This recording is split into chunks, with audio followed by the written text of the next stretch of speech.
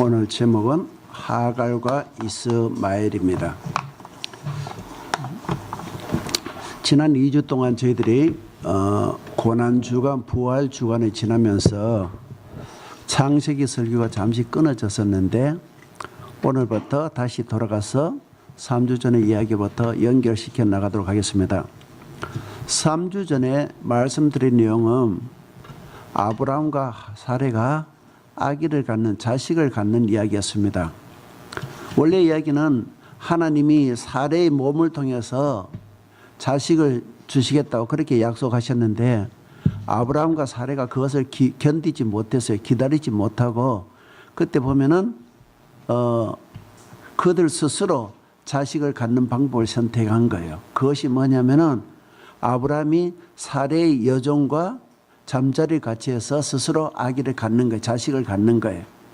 그래서 사레는 아버지 아브라함과 여종이 잠자리 할 수 있도록 그렇게 주선을 했고요. 그 주선에 따라서 아브라함은 사레의 여종과 잠자리해서 아기를 잉태하게 됐어요. 그랬더니 아기가 임신하고 나니까 그 여종이요, 갑자기 사라의 변해가 막 여주인을 갖다가 무시하고 여주인을 갖다가 깔보고 멸시하기 시작했다는 거예요. 그래서 그것이 이제 사레의 속을 뒤집었다는 겁니까? 그죠?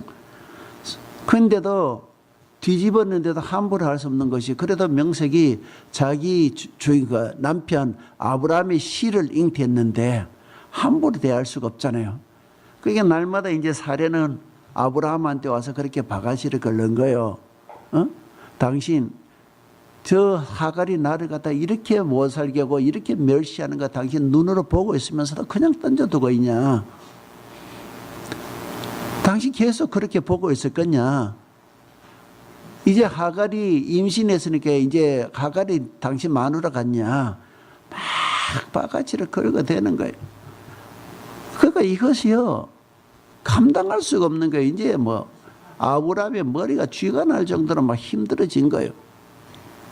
계속 사레가 아브라함한테 와서 바가지를 걸고 대다 보니까 견디다 못한 그 아브라함이 오늘 말씀에 오면은 두 손을 들어버린 거예요.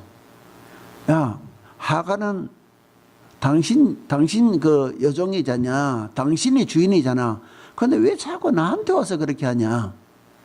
당신이 알아서 하면 될 건데 왜 내한테 와서 자꾸 그렇게 못 살게 나를 갖다 하냐? 당신 알아서 좀 처리해라. 이렇게 하고 손 들어버린 거예요. 그러니까 하갈이 사레가, 아브라함의 아내 사레가 그랬어? 그러면 지금부터 당신 손 떼. 내가 해결할게. 그러고는 돌아가서 그때부터 이제 하갈을 갖다 못 살게 구는 거예요. 학대했다는 표현이에요. 정말 모지게 못 살게 구고 학대하니까 하갈이 견딜 수가 없는 거예요. 그래서 이 하갈이 당연히 아브라함한테 와서 하수한테 했겠죠. 그런데요, 아브라함이 그걸 이야기를 들어준 것이 아니라 여자들 문제는 여자들끼리 해결하면서 손 빼버린 거예요. 나는 모르겠다. 당신도 알아서 해라. 그러니까 이 하갈이요, 그 사레의 학대를 가지고 견디지 못해가지고 결국은 그 집을 도망쳐 나온 거예요. 여러분, 그 집을 도망쳐 나왔는데, 그렇게 막상 그 집을 도망쳐 나왔는데 견디지 못해서 도망쳐 나왔는데, 도망쳐 나오다 보니까요, 나오고 보니까 막막한 거예요. 아무도 하갈이 손을 잡아준 사람도 없고 하갈이 찾아갈 것도 없는 거예요. 여러분, 그렇게 힘들고 어릴 때 가장 먼저 생각나는 게 어딘지 아세요? 그때는 생각나는 게 고향이에요. 그죠? 부모님이고 고향이에요. 하갈은 고향이 애굽이에요. 원래 아브라함이 기근이 들었을 때 애굽으로 가족들의 피신에 갔는데 그때 얻은 여종이 하갈이에요. 그때 우리 읽어봤지만 애굽 왕이 사레를 갖다 데리고 가면서 사레한테 붙여준 몸종이 하갈이에요. 여하튼 이 하갈이 도망을 나와서 갈 데가 없으니까 무작정 이제 애굽 고향을 향하여 걷기 시작하는 거예요. 그런데 그가 걷고 있는 그 중동길은요, 정말 척박한 땅이고 거친 땅이에요.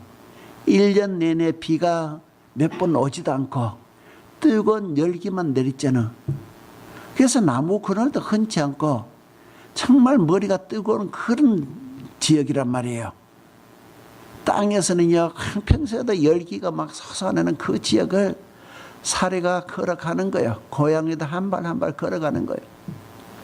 여러분, 지금 특히 지금 하갈은요, 사례가 아니라 하갈은요, 임신을 했잖아요. 임신해서 몸도 무거운데 그 고향을 향하여 걸어가는데 땅의 열기는 차오르죠. 금방 숨도 쉴 수 없을 정도로 그렇게 열기가 확 차오른 거예요. 그 길을 걸어가는데 금방 정신이 몽롱해지고요. 금방 죽을 것 같은 거예요. 그러면서요, 속에서요, 막 낙심과 절망감이 드는 거예요. 이러다간 죽을 것 같은 거예요. 그러면서 속에서요, 분노가 일어나고 억울함이 일어나고 좌절감이 일어나는 거예요. 여러분, 아브라함이 자기를 버렸어요. 그죠? 자기 몸속에 아브라함의 씨가 있는데도 불구하고 아브라함이 자기를 책임져 주지 않고 자기 버렸단 말이에요. 언제 하갈이 본인이 아브라함의 씨를 갖겠다고 한 적이 없잖아요. 여주인 사례가 네가 아브라함과 잠자리에서 아기를 가지라고 후 대를 이어주라 그 이야기 듣고 자기는 거기에 순종하는 의미로 그렇게 잠자리 가지고 임신한 거예요. 자기 잘못이 뭐가 있습니까? 그런데 아브라함뿐만 아니라 사례마저도 고무하기는커녕 오히려 자기를 갖다 박대하고 학대하면서 그렇게 못 살게 굴었단 말이에요. 여러분, 생각하면 억울하지 않겠습니까? 근데 이 억울함을 어디 가서 호소할 데도 없고 아무도 들어줄 때 준 사람도 없고 호소할 데가 없는 거예요. 그러니까 그렇기 때문에 더욱더요, 속에서 눈물이 나고 아프고요, 분노감이 치솟고 좌절감이 치솟는 거예요. 그래서 그 좌절감을 가지고 고향 애굽을 향하여 한 발 한 발 그렇게 걸어가는 거예요. 그렇게 걸어가다가 오늘 성경은 술길인데 수르 길이거든요. 가나안에서 애굽으로 가는 그 길이 수르 길이에요. 그 길을 걸어가다가 한 우물, 작은 우물을 만난 거예요. 근데 그 우물 곁에서 갔는데, 그 우물쯤 갔는데, 그 앞에 하나님 보낸 천사가 나타났다는 거예요. 천사가 나타나서 하갈에게 묻는 거예요. 사례 여종 하갈아, 네가 어디로 와서 어디로 가고 있느냐? 여러분, 아주 거창한 질문입니다. 그죠? 아주 심도 있는 질문이죠? 어디로 가고 있냐? 어떻든 오늘 그렇게까지 들어갈 생각은 없고요. 그러니까 그 질문을 하니까 이 하갈이요, 울컥한 거예요. 울컥해가지고 자기 이야기를 하소연을 하는 거예요. 나는 여주인 사례를 피하여 도망하나이다. 이 말 한마디는 많은 내용이 들었을 거예요. 그죠? 나는 지금 도망 중입니다. 나는 억울합니다. 나는 갈 곳도 모르겠습니다. 나는 죽을 것 같습니다. 나를 좀 도와주세요. 그런 하소연이지 않겠냐고요. 그러면서 아마도 하갈은 그런 걸 기대했을 거야. 천사한테서 말이요, 사자한테서, 그래 하갈아, 네가 얼마나 억울한지 내가 안다. 네 그동안 사례 밑에서 얼마나 힘들었는지 내가 안다. 내가 도와줄게. 그런 이야기 듣고 싶지 않았겠어요? 근데 오늘 말씀은요, 전혀 반대 이야기예요. 여호와의 사자가 이야기하기를 너 여주인에게 돌아가서 그 수하에 복종하라는 거예요. 여러분, 이런 말이 어디 있어요? 얼마나 억울하고 분통이 터지는데요. 그렇죠? 억울하고 분통이 돼가지고 지금 속에서 불이 나간데, 그때 이 하나님의 사자가 좀 자기 마음을 공감해 주면 안 되겠어요? 내가 널 도와줄게, 내가 위로해 줄게, 그런 이야기 하면 안 되겠어요? 근데 그 이야기 아니잖아요. 다시 돌아가란 거예요. 그 지긋지긋하고 그 두려운 그 하갈의 밑으로 다시 돌아가서 그렇게 하라는 거예요. 여러분, 차라리 이 광야에서 죽는 게 낫지요. 그것을 돌아가고 싶었겠어요? 그럼에도 불구하고요, 여러분, 하나님의 뜻은 그럼에도 불구하고 그 자리로 돌아가라는 거예요. 여러분, 죽고 싶고 정말 죽고 싶고 자존심이 상할지라도 다시 돌아가라고 하는 거예요. 왜 그러겠습니까? 그것이 사는 길이었기 때문에 그래요. 여러분, 그 임신한 몸으로 그 길을 계속 걸어가면 살겠어요? 죽죠. 그죠? 하나님은요, 그 모든 상황과 저 하갈의 마음도 알지만 네가 살려면은 다시 아브라함의 집으로 돌아가라는 거예요. 여러분, 하갈은 자기가 살고자 선택한 길은 그 사례 밑에서 도망쳐 나온 것이 자기가 사는 길이었어요. 그런데 하나님의 이야기는 네가 사는 길은 그 사례 밑으로 돌아가서 거기서 복종하고 사는 것이 네가 사는 길이라 그 이야기 하는 거예요. 여러분, 이 이야기 듣는데 사례가 돌아가고 싶겠어요? 하갈이 돌아가고 싶겠냐고요. 그래서 멈칫멈칫 했을 거 아닙니까? 대답도 하지 않고 진짜 멍 때리고 있지 않았겠어요. 그러니까 하나님의 사자가 하갈을 달래면서 이야기합니다. 네가 돌아가면은 내가 네 몸에서 태어난 자식을 통해서 큰 민족을 이루게 해주겠다. 수도 셀 수 없을 정도로 많은 큰 민족을 이루게 해주겠다. 그 이야기를 해주는 거예요. 여러분, 이 당시에는요, 지금도 그렇지만 사람 숫자는 능력이에요. 그죠? 여러분, 지금도요, 사람 숫자가 큰 게 능력이에요. 그렇죠? 여러분, 중국이 왜 저렇게 오만방자하게 굴겠습니까? 숫자가 많아서 그래요. 숫자가 많으면 대국이라 하잖아요. 숫자가 많으면 그 자체가 힘이라니까요. 우리가 왜 사드 문제 같은 거 이런 것 때문에 중국 눈치를 보고 짤짤매야 됩니까? 우리가 적어서 그래요. 적은 민족이 그래요. 아무리 똑똑하고 능력이 있어도요, 규모가 적으면 힘이 안 되는 거예요. 그렇죠? 아무리 지금 국제관계가 국경이 돼 있고 국제관계법이 다 돼 있다 할지라도 국제사회에서도 힘이 능력인데 그거는 큰 대류, 인구 숫자로 막 대비해야 되는 거예요. 근데 지금도 그런데 여러분, 당시에는 더 하지 않았겠어요? 그때는 뭐 국경이 있었습니까? 국제간에 룰이 있었습니까? 힘이 있으면 그냥 갖는 그런 시대인데 그때는 지금보다도 훨씬 더 숫자가 힘이요 능력이란 말이에요. 그래서 그때 사람들은 할 수만 있으면 자식을 많이 낳는 거예요. 많이 낳는 것이 힘이고 능력이었단 말이에요. 자식을 많이 낳는 것이 축복이었어요. 복이었어요. 그런데 오늘 말씀에 보면요, 하나님의 사자가요, 하갈에게 네가 주인집으로 돌아가면 수도 셀 수 없을 정도로 많은 자손을 갖게 해주겠다. 그 약속한 거예요. 그 여러분, 이게 얼마나 놀랍고 큰 횡재 같은 약속이에요. 그죠? 그리고 여호와의 사자 이야기는 계속되는 거예요. 자, 11절 우리가 한번 읽어봅시다. 11절. 자, 함께 읽읍시다. 시작. 여호와의 사자가 너희에게 이르되 내가 임신하였은즉 아기를 낳으니 너희 이름을 이스마엘이라 예, 아들을 낳을 것인데 이름을 뭐라 하라고요? 이스마엘. 이스마엘의 뜻이 뭐겠어요? 예, 하나님께서 고통을 들으신다 이야기예요. 여러분, 우리 하나님은요, 우리의 고통을 들으신 분이에요. 여러분, 우리가 신앙생활에 가장 힘든 것이 무엇입니까? 하나님이 무심한 것 같아요. 나는 숨이 막히고 금방 꼴가닥 넘어갈 것처럼 힘들어 죽겠는데 하나님 무심한 것 같아요. 하나님 보면 다른 사람 기도는 열심히 잘 들어주신 것 같아. 내 기도는 도대체 들어주신 것도 아닌 거, 들어주신 것 같지도 않고, 나는 정말 힘들어가 꼴까닥 하는데 하나님이 내 일에 대해서 아무 관심도 없는 것처럼 그렇게 느껴지는 거예요. 그래서 우리가 힘든 것은요, 그것 때문에 우리가 상처를 입는 거예요.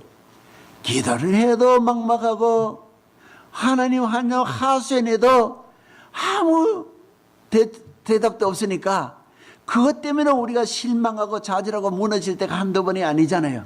그렇죠? 그런데 오늘 말씀은 그렇지 않다는 거예요. 오늘 말씀은 어떻다고요? 하나님이요, 우리의 고통 신음소리에 들으신다는 거예요. 여러분, 도자의 노도경에 보면요, 무위 무불이라는 말이 있어요. 장희 씨 한번 넘겨볼래요?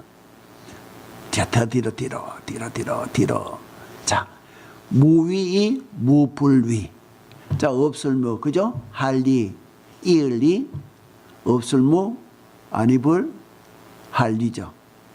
무슨 말이냐? 도덕경에 나온 말인데 도란 아무것도 하지 않는 것 같지만 하지 않는 것이 없다. 그런 뜻이에요. 도교에서는 도라는 것은 하나의 개념적인 의미지만 하나의 신과 같은 존재죠. 그런데 이 이야기를 읽어보면요, 마치 하나님이 그러신 것 같아요. 우리는요, 어려움이 있을 때마다 신음하면서 하나님을 찾고 하나님의 도와주시길 원합니다.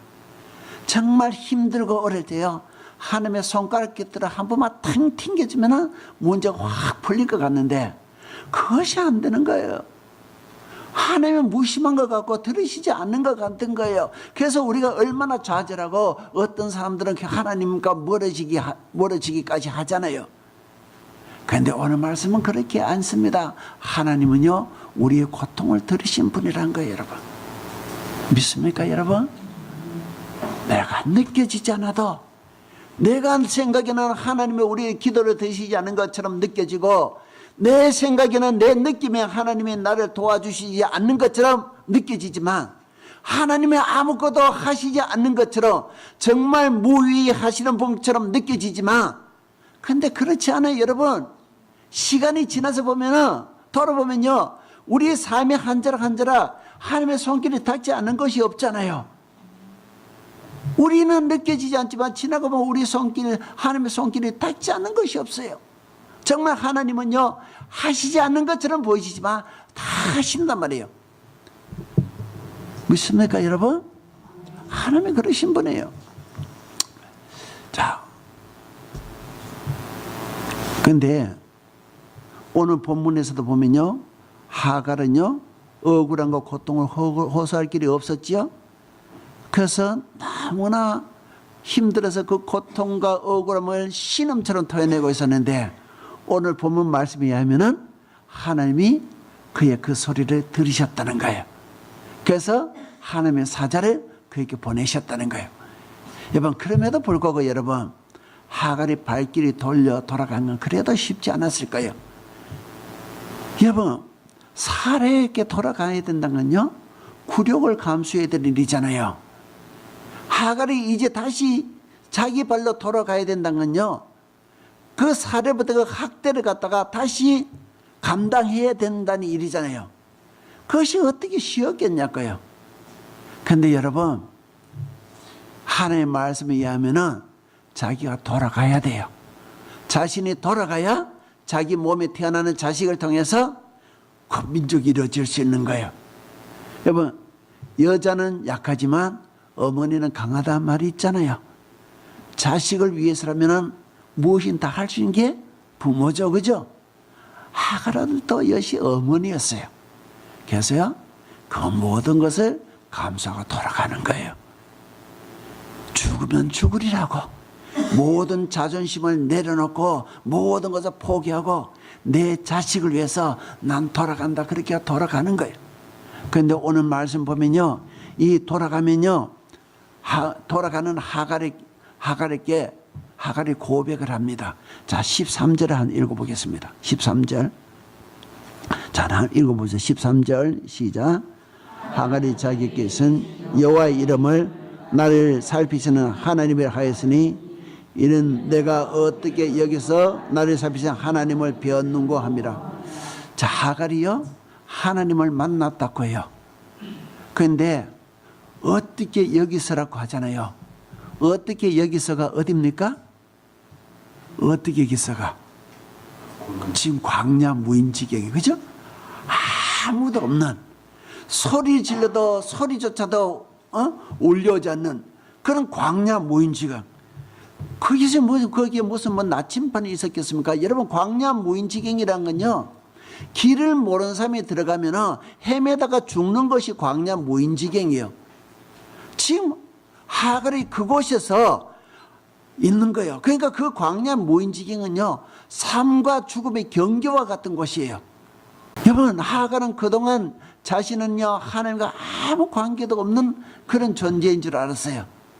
하나님은 주인 아브라함과 사렘만 귀하게 여기고 사렘만 관계하지 자기하고는 아무 관계도 없는 이직 애굽 출신 자기하고는 아무 관계도 없는 그런 하나님인 줄 알았어요. 근데요, 이 광야에서 이 죽음의 자에서 하나님을 만나고 보니까 하나님은 자기에게도 관심 있는, 자기를 살피시는 그런 하나님이더라 그 말이에요. 그래서 14절에서 하갈은요, 그 옆에 있는 셈의 이름을 짓는데 뭐라고 짓느냐면은 부엘라헤로이라고 그렇게 짓습니다. 원어 히브리 원어로는 발음을 이렇게 합니다. 피에르라하이로이. 피에르라는 거는요, 우물이라는 뜻이고요. 라하이는 살아있는 자라는 뜻이고, 로이는 보고 있다는 뜻이에요. 그 이것을 연결하면 어떻게 되죠? 나를 보시는 살아계신 하나님의 우물이라는 뜻이에요. 그런데 여기서 살피신다는 뜻의 로이는요, 문법적으로 분사형이에요. 그러니까 계속해서 나를 살피신다는 거예요. 그러면 한 번 보고 고개 돌리신 분이 아니라, 마음에 들 때만 보고 마음에 안 들 때만 고개 돌리신 분이 아니라 계속해서 나를 주시하고 나를 보시고 나를 살피시는 분이란 거예요. 여러분, 이분이 우리 아버지 되신 하나님이에요. 여러분, 하나님은 무심하신 것 같아도 내 고통의 신음소리 들으신 분이에요. 하나님은 나를 보시지 않는 것처럼 느껴져도 나를 항상 주시하고 보시고 계신 하나님이에요. 그러다가 하나님은 때때로 필요에 따라서 하나님의 사자를 보내셔서 우리를 도와주시고 우리 길을 열어주시고 우리 살 길을 도와주시는 분이에요. 여러분, 그 하나님이 우리가 믿는 하나님이에요. 여러분, 여러분이 지금 삶의 자리는 어떠십니까? 혹시 하갈처럼 막막한 그런 자리에 있지 않습니까?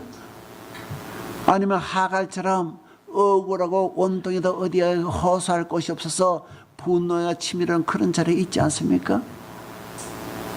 여러분, 그럼에도 불구하고 오늘 우리에게 있는 하나님은 이스마엘의 하나님, 내 고통, 내 신음소리를 들으시는 하나님, 내 상황과 처지, 나의 일어섬과 앉는 것조차부터 모든 것을 지켜보시고 계시는 하나님, 그 하나님이 오늘 우리와 함께 계심을 여러분 믿으시기 바랍니다.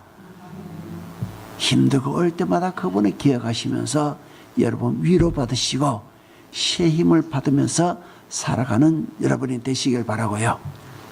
우리 눈이 열려서 여러분 한 사람 한 사람의 눈이 열려서 나를 지켜보시고 내 신음소리 듣시는, 또 나를 찾아오시는 그 하나님을 보시는 영안이 열려주셨으면 좋겠어요. 여러분, 공감하세요?